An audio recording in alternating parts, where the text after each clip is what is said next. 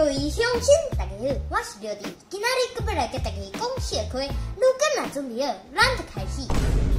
比尔盖茨的祖囝伫2岁家己穿鞋仔的时，对伊妈妈讲：“妈妈，穿鞋子很困难的呢。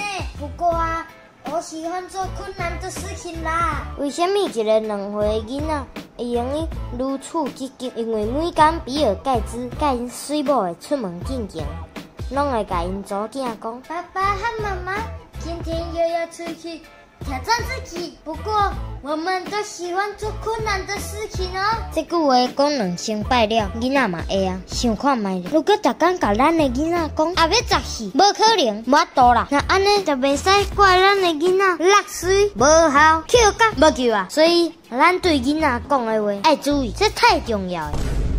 伫徐志摩迄个年代，读册人讲话拢足文雅，手里拢会摕起本册，讲话那亲像咧吟诗作对。有一摆，3个人行出来，第一个就举头对天讲：“来了，有一股新风从山的那头轻轻地飘了下来。”第二个嘛唔愿输讲：“来了，蜿蜒的小河将清清的绿水带来了。”啊，这第三个就比较较有台湾味啦。来啊，头油鸡，好食的头油鸡来啊！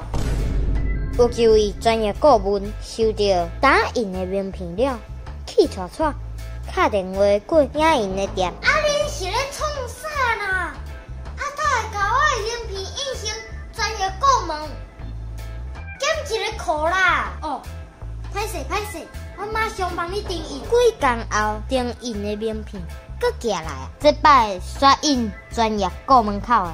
影片到这结束啊！